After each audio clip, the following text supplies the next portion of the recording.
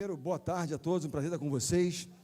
Difícil falar de inteligência de vida, né? Que eu sou assim um pouco mais jeitão. Eu tenho a minha escola também, a escola de vôlei Bernardinho, vocês vão ver algumas imagens lá fora. E é muito interessante, quando eu conheci o Lívio, eu tenho duas filhas que estudam na Eleva, e eu tenho um filho que não estudou na Eleva, mas que é muito inteligente, que respeita a inteligência de vida. Se ele quiser ser um treinador um dia, ele vai ser um treinador muito melhor do que eu, porque ele tem realmente uma inteligência emocional que ele desenvolveu, acho que ele pegou mais da mãe, não do pai, e ele vai poder realmente passar os valores, de uma coisa de viver de uma forma muito mais inteligente, do ponto de vista emocional, do que certamente o pai, ao longo desses anos, tentou passar para ele. É difícil para mim falar do projeto, eu conheci um pouco mais do projeto, minha filha está no ensino fundamental, a menor, a mais velha está, nesse momento, nos Estados Unidos, egressa aqui da Eleva, fazendo um curso fora, segundo semestre fora, e é impressionante o desenvolvimento dela com 1 ano e meio dentro do livro, do programa. Realmente está naquela fase já de execução, né, ganhando confiança, ganhando, sabe, querendo fazer, querendo realizar, tirando os sonhos da cabeça, tirando do papel algumas ideias e realmente implementando. E eu quero falar assim de temas, eu não quero também entrar no mérito específico do programa, porque eu não sou um conhecedor, vocês estão aplicando, então quem não está aplicando, né, já tem conhecendo, e tem pessoas muito mais inteligentes, espertas no assunto para falar disso. Eu quero falar de alguns temas que para mim são relevantes, que dizem respeito ao meu dia a dia, no desenvolvimento de jovens. Eu digo a vocês, a minha carreira como treinador, e hoje sou professor da PUC do Rio de Janeiro, numa matéria chamada Liderança Empreendedora, falar com jovens empreendedores, conceito de liderança. Eles são muito bons, eventualmente, em tecnologia, desenvolvimento de projetos, mas lidar com gente, liderar pessoas, ainda é uma carência muito grande, né, que esses jovens têm, é um pouco passar a minha experiência para eles. Mas, certamente, minha carreira teria sido mais simples se o LIVE já existisse há mais tempo e mais jovens fossem formados com ferramentas dessa natureza. Lidar com sentimentos, né, conquistar confiança, saber, né, enfim, desenvolver uma série de habilidades, aptidões, né, e depois a capacidade de realização. Eu quero falar um pouquinho disso, daquilo que eu tentei fazer com jovens, não tão jovens quanto das escolas, mas jovens que chegavam muitas vezes para jogar comigo aos 17, 18, 19 anos, com pouca inteligência de vida, com pouco de vivência, mas com uma capacidade, às vezes, física muito interessante, potência, alguns aspectos também, sob o ponto de vista emocional, bacanas, positivos. Quem está comigo lá? Tem um passador, alguma coisa? Vamos no primeiro chat lá, por favor? Dá uma passada para mim lá? Obrigado. Fala um pouquinho disso aqui, que é o tema, as pessoas falam empreendedorismo, né, fazer e tal.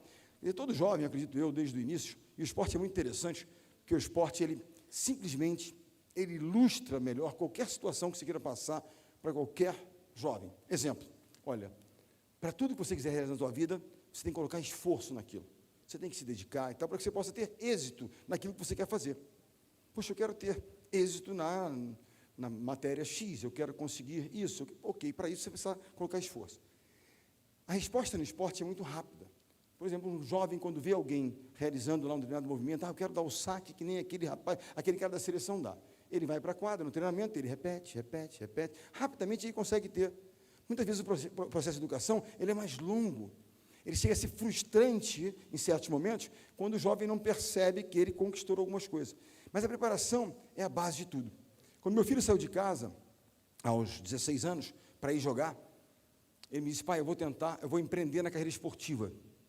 Ele tinha feito vários esportes, eu vou tentar a carreira em Florianópolis, uma equipe de vôlei que tem em Florianópolis, porque me convidaram para ser, digamos, o terceiro jogador na minha posição, e deram para ele lá um quarto de empregada no apartamento onde moravam vários bons jogadores, sobrou um quarto de empregada para aquele menino que não tinha condições, jovem ainda, nem alimentação pagava, de alimentação eu pago, nada mais, imagina um jovem de 16 anos, Florianópolis com grana no bolso, não vai empreender nada, né? Vai ficar na flauta. Então eu falei, não, eu pago a alimentação, o resto você se vira. Ele voltou, 16 para 17 anos, voltou para a universidade, mas ele queria empreender no esporte, ele foi então atrás do sonho dele, se preparar. Eu dizia a ele, cada vez que eu viajava, eu sempre viajando para cima e para baixo, eu costumo dizer que eu passei, ele tem 31 anos hoje, 32, eu nunca fui a uma reunião de pais dele, eu espero que ele não esteja traumatizado, mas eu tenho vários irmãos que passaram por procuração, porque eu estava sempre viajando.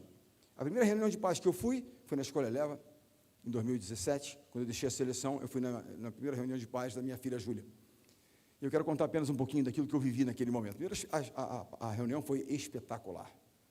Né, os diretores, professores, os pais, e eu sentei na última cadeira lá, porque como um debutante em reuniões de pais, não sabia a dinâmica e não queria atrapalhar, então fica lá quieto, não atrapalha a dinâmica.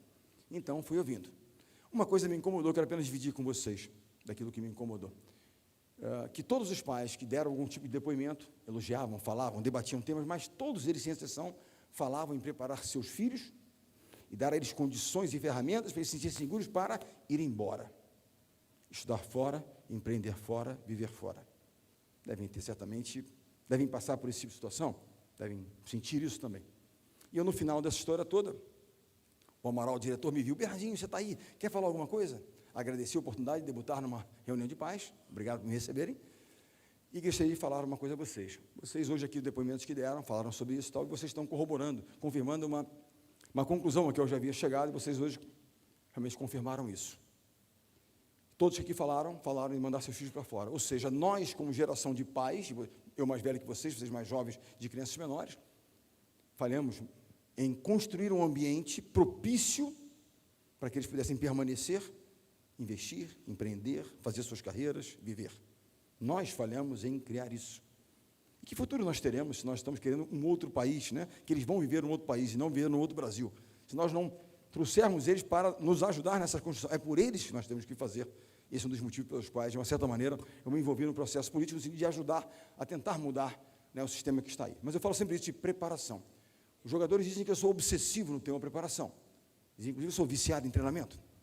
Eu não sei se é verdade, mas se ficar uns 2, 3 dias sem dar treino, eu começo a tremer um pouco. Então, é crise de abstinência. Nada substitui a preparação.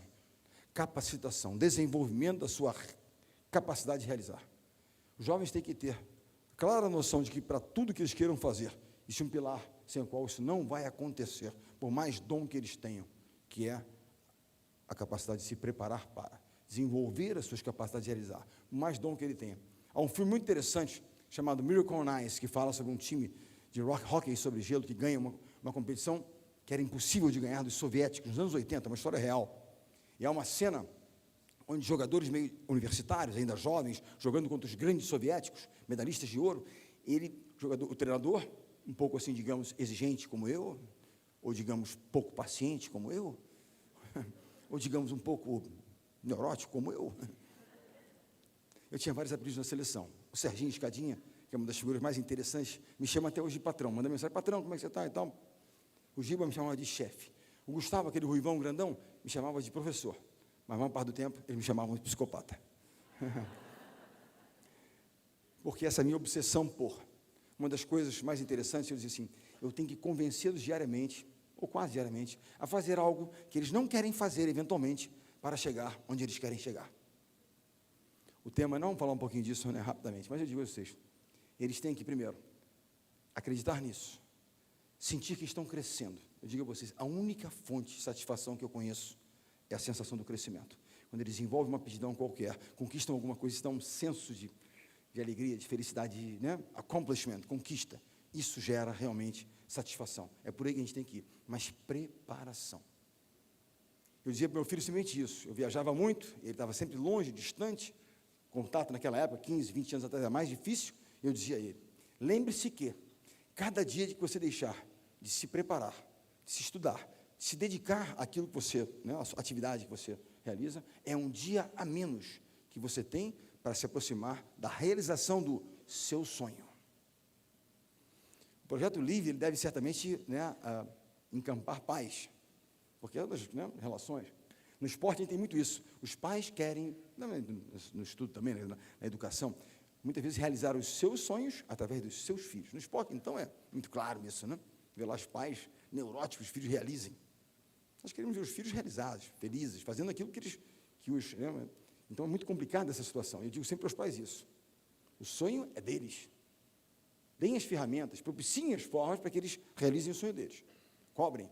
Uma das coisas mais interessantes: Bernardinho, você cobra muito, cobrança, né? Você é exigente, cobrança. Eu falei: cara, só você faz isso, cobrar.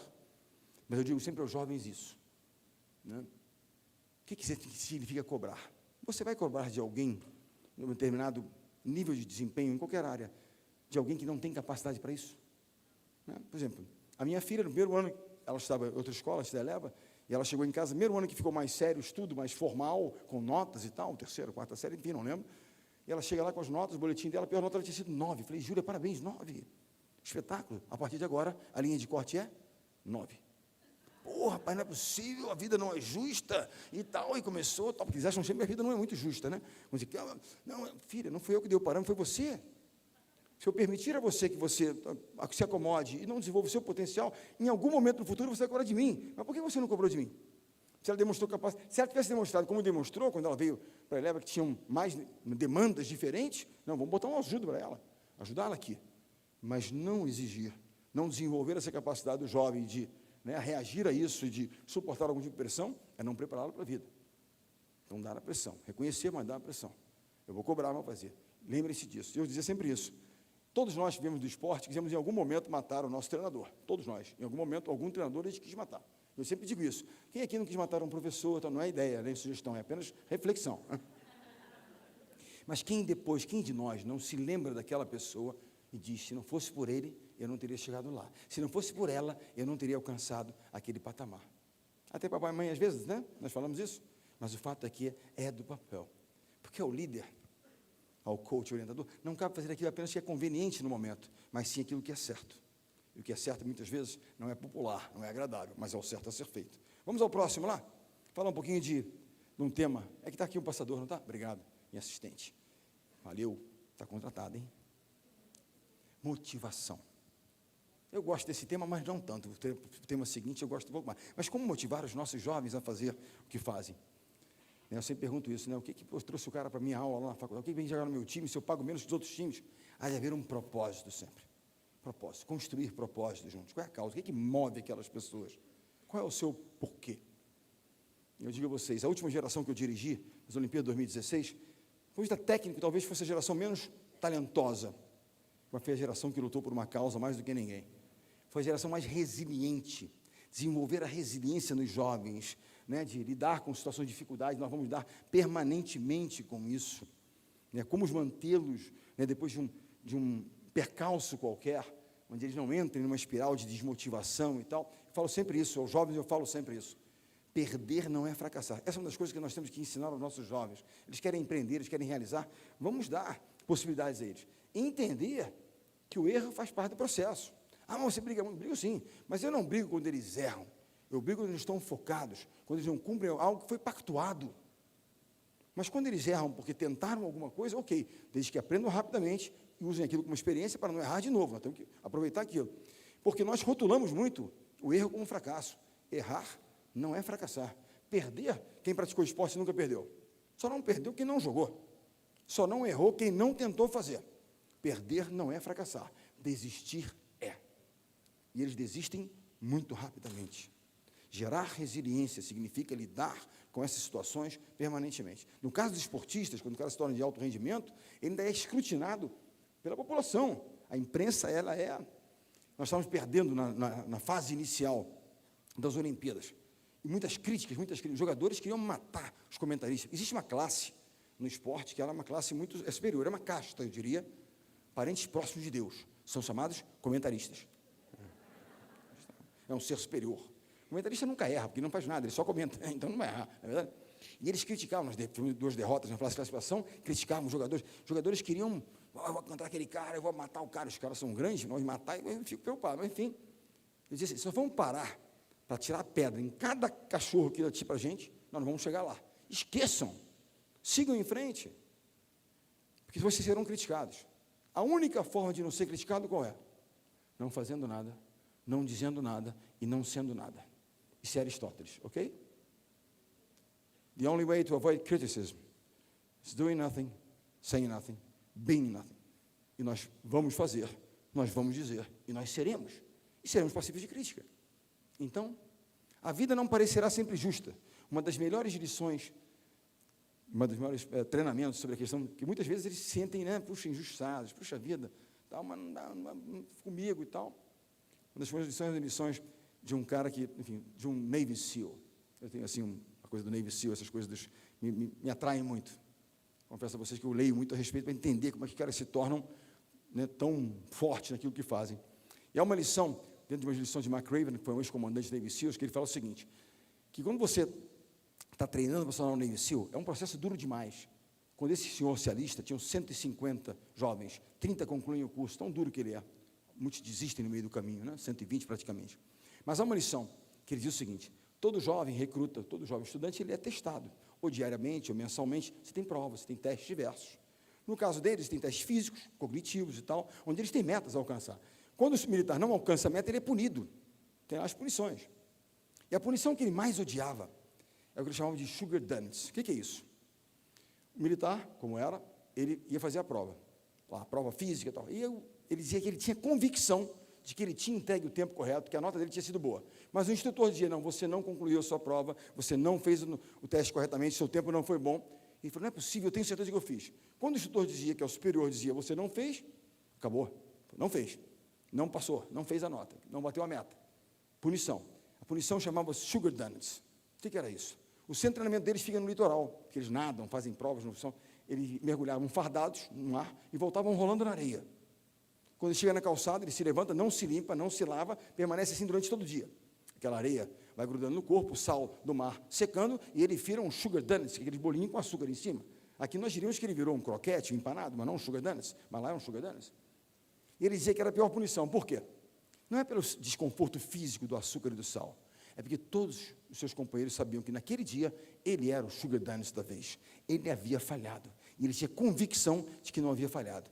E quanto mais incomodados eles ficavam com aquela punição injusta, mais os instrutores diziam que eles haviam falhado. E aquilo se repetia. E ele ia à loucura, se repetia. Até que ele percebeu que aquela era uma lição dos instrutores. O que os instrutores queriam provar para aqueles jovens é que a vida não pareceria ser sempre justa, não seria sempre justa com eles, mas que eles tinham que seguir em frente, apesar das injustiças da vida. Que todos nós, em algum momento, seríamos sugar donuts, mas nós temos que no dia seguinte levantar e fazer de novo, nos preparar, estudar e nos preparar e seguir em frente, é o que nós temos que fazer. Falam muito de motivação, Bernardinho, grande motivador, vai nos dar um grito de guerra, a gente junta a garotada amanhã, faz um grito de guerra, e eles vão, um haka dos neozelandeses do rugby, como se isso movesse. Há por trás do haka uma coisa muito diferente, que é uma chamada as origens, as coisas dos kiwis, da origem kiwi, é bem diferente, realmente move com propósito, com causa, com nação, é diferente. Eu digo a vocês o seguinte, a motivação, ela tem dois pilares fundamentais. Aí depois você tem uma série de elementos para você trabalhar, senso de pertencimento, etc. Ok, mas dois são os pilares primários dessa história. Necessidade, eu preciso, eu vou correr atrás. Paixão. Sem isso, não há solução. Necessidade ou paixão. Eu tenho um rapaz que jogou conosco, que já se aposentou, não se aposentou da seleção, que ele venceu pela necessidade, que é o caso do Serginho Escadinha, de Pirituba, periferia de São Paulo. Ele move a sua vida pela ferramenta do esporte, transforma, e pela necessidade de sobreviver. Quando ele chegou à seleção em 2001, ele me disse, patrão, a maior parte dos meus amigos está preso ou está morta. Não tiveram opções e enveredaram pelo caminho errado. Eu digo a vocês, se ele tivesse enveredado pelo caminho errado, ele seria o chefe da parada, porque ele é rápido, esperto e tal, não estaria vivo provavelmente, mas, e ele escolheu aquela escola. E você veja como é que os nossos dirigentes são do nosso país. Recentemente estavam votando uma MP para tirar dinheiro do esporte. Não é tanto. Para colocar em segurança. É claro que se eu tenho R$1, todo em segurança. Mas tirar um pouco de dinheiro do esporte e botar em segurança, vão ter que botar mais dinheiro na segurança lá na frente. Porque estamos tirando uma ferramenta importante nesse processo de evasão escolar. Com bom esporte na escola não seria uma ferramenta importante, principalmente no ensino médio, onde a evasão é tão grande? Enfim, vou citar um exemplo para vocês, prático, do esporte na escola. Binômio, educação e esporte. Jamais esporte sozinho. Binômio, empreendedorismo e educação, nada sozinho. Qual foi a seleção mais inusitada que foi para a Copa do Mundo? As africanas estão sempre lá, Camarões, Nigéria, vão sempre, porque tem vagas na Europa, na África. A seleção que mais estranha, na minha opinião, foi a Islândia. Está errado? Iceland. Um país com quantos habitantes? 340 mil habitantes. 340 mil habitantes. É um bairro grande do Rio de Janeiro, 2 bairros e tal. Fazer uma seleção que tirou Itália e Holanda da Copa do Mundo e se classifica. Mas eu quero contar um pouquinho do porquê dessa história. Islândia, que fica a maior parte do tempo debaixo do gelo, no escuro e tal, enfim, lá em cima. Como é que se deu isso? Há um tempo atrás, décadas atrás, menos de 2 décadas, 15 anos, o nível de consumo de álcool, alcoolismo entre os jovens e consumo de drogas crescia assustadoramente nesse país, cidade. Os dirigentes começaram, então, a tentar diagnosticar e tentar entender e criar soluções. E uma das propostas e projetos que eles levaram mais a sério, investiram mais, foi o projeto de esporte de qualidade nas escolas. Isso gerou foco, disciplina, mudança de interesse, etc. Todos os parâmetros começaram a melhorar, eles foram crescendo em todos os sentidos, mas jamais abandonando o binômio educação e esporte. O treinador da Islândia é dentista. O goleiro é diretor de cinema. Foi ele quem fez o filme da Copa do Mundo de Futebol da Coca-Cola. E esses caras chegaram lá. A cereja do bolo é chegar à Copa do Mundo. Mas a transformação e o bolo foi uma juventude com uma nova ferramenta de crescimento, desenvolvimento, de valores, principalmente. Porque uma das atividades interessantes, muito, na minha opinião, forte nesse sentido, no esporte você trabalha valores de uma forma muito clara. Na EVB, nós ensinamos técnica, mas nós trabalhamos valores todos os meses, nós temos um valor especificamente que quer trabalhar, da cooperação, trabalho em equipe, do entendimento, do respeito, permanentemente estamos trabalhando, porque essa é uma ferramenta que nós acreditamos como uma ferramenta de educação, embora não tenha, muitas vezes, nenhum tipo de prestígio junto às autoridades, mas nós temos que entendê-la como uma atividade, que não é a mais importante, é apenas uma ferramenta importante. Quero falar de um último tema para mim, que é fundamental, que é esse, disciplina. Não vamos confundir disciplina com uma rigidez de regras, não é nada disso. Disciplina, simplesmente, a melhor frase que existe, e que é minha, porque eu vejo os memes na internet, eu sou um grande frasista na internet, eu sou apenas um transmissor de frases de grandes autores, eu sou apenas o veículo. A frase que melhor representa, para mim, o conceito de disciplina é a ponte que liga os seus sonhos às suas realizações. Eu tenho um sonho. Se eu não for disciplinado na implementação das atividades que são necessárias para eu chegar lá, eu não chego lá. Disciplina é a ponte. Planejamento é o projeto. Eu tenho que planejar as ações. E a disciplina é a construção da ponte. Disciplina é essa ponte. E a disciplina, eu fui fazer uma palestra há um tempo atrás, numa escola, aqui no Rio de Janeiro. A pedido da minha sobrinha, eu fui na escola britânica, e foi um pequeno speech em inglês na biblioteca, e eram em torno de 60 alunos. Ela deve ter com 12 anos, hoje não sei exatamente qual é o ano, mas 12 anos. E eu fiz entre a questão de disciplina, de criar hábitos de excelência, eu fiz uma certa provocação. E eles iam fazer depois um report para mim da palestra, todos mandaram. E tinham várias PS nos reports depois, eu vou explicar por quê. Que eu falei isso, uma das lições mais importantes que esse Navy SEAL também ele traz é o seguinte, ele escreveu um livro chamado, você quer mudar o mundo? Se quer mudar o mundo, comece arrumando a sua cama. Desenvolvendo pequenos hábitos, mas que realmente fazem a coisa acontecer. Porque todo jovem recruta é acordado às 5 da manhã, e a primeira missão do dia dele é arrumar a cama. Mas não é arrumar a cama do tipo, dar uma cara à minha esposa, dar aquele esticado, não, é arrumar a cama tipo hotel 5 estrelas. Ou seja, já foi no hotel, que você quer se cobrir, você levantar, tem que fazer uma força danada, guindagem. E para soltar o pé, você não consegue soltar o pé, tem que levantar, arrancar, ou seja, a ideia era essa. Se não arrumasse perfeitamente, o instrutor chegava e, pum, colchão para o alto de novo, colchão para o alto de novo. E aquilo incomodava o jovem Navy SEAL, que não via sentido nenhum em arrumar a cama, como num hotel. Ele ia dormir, porque nas montanhas do Afeganistão, nos desertos da África, ia encontrar cama para dormir. E aquilo se repetia, até que ele percebeu que aquela era a lição. Se você não for capaz de executar com excelência as pequenas atribuições do seu dia, o que será das grandes? E o que o americano chama de senso de accomplishment, de conquista. Quando você estabelece a sua agenda de amanhã. Eu vou começar fazendo exercício físico amanhã de manhã. Mas eu acordo com aquela preguiça, não, hoje eu vou dormir um pouquinho mais. Aí toca lá o despertador, você dá aquela soneca, o que é que seja, se é dia. Você já começa o dia do tipo, falhei na primeira. Não tiquei, falhei. Vai dando aquela coisa meio de frustração. E tem uma outra coisa importante, na minha opinião, que é a humildade. Humildade não significa subserviência, nada disso. Humildade é entender que não existem pessoas especiais. Podemos eventualmente fazer algo especial, conquistar medalha de ouro, fazer, um feito bacana, especial de um grupo de pessoas, o que não nos torna especiais. E essa é uma outra lição de um outro time de esporte, chamado All Blacks, que é o time de rugby da Nova Zelândia, um dos grandes times de esporte no mundo. E é um livro chamado Legado, que fala de lições de liderança dos All Blacks. E as lições falam de algumas coisas, como, primeiro, depois de um jogo de rugby deles, time dos maiores times do mundo, eles jogam, o rugby, contato, lama, grama, sangue, suor, acaba o jogo, eles vão para o vestiário fica literalmente uma lama, ninguém limpa o vestiário dos All Blacks, os All Blacks limpam o próprio vestiário, porque ninguém é tão grande ou tão importante, que não deve e não possa realizar aquelas que parecem pequenas atribuições. E a provocação que eu fiz aos jovens da escola britânica foi, se vocês querem realmente mudar o mundo, e todo jovem quer mudar o mundo de alguma maneira, comece arrumando a sua cama. E o PS é, PS, estou arrumando a minha cama. Recebi uma série de presentes dos pais. Estou aí trabalhando nisso, pode ser uma nova fonte de rendas, eu consegui fazer isso. Mas, enfim, por último, liderança. Esse é o tema ao qual eu mais dedico o tempo. Primeiro, liderança tem a ver com integridade. Faremos coisas duras, eventualmente, faremos coisas que podem parecer, mas se elas forem justas, corretas, íntegras. Integridade tem a ver com valores éticos e morais, nós temos que transmitir. Eu tive algumas atitudes difíceis na minha vida, duras, cortar jogadores, fazem parte de você, mas se eu tivesse sido parcial, injusto, incoerente, o restante da equipe teria continuado a lutar por mim, eu teria continuado como líder da equipe por tantos anos, ou teria me rifado naquela condição? Desenvolver a liderança através, primeiro, do pilar de integridade. Ser exemplo. A única liderança que sustenta com o tempo é a liderança pelo exemplo. Eles têm que entender isso. Não adianta falar, se eles querem, é fazer. Junto, tal, exemplo. Empatia.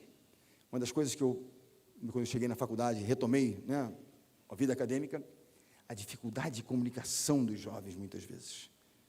Talvez aqui nós tenhamos, obviamente, um ambiente muito propício para lidar com essas coisas. E sabe que um dos maiores medos dos jovens é falar em público? Em algumas pesquisas, ele supera medos, assim, da morte. É fato, tem algumas coisas, é impressionante. Ou seja, a dificuldade tem lá public speech, enfim, desenvolver coisas, né, para que você possa criar empatia. Um líder ele tem que, sabe, ser um contador de histórias, falar, então, gerar empatia, cumprir o que promete.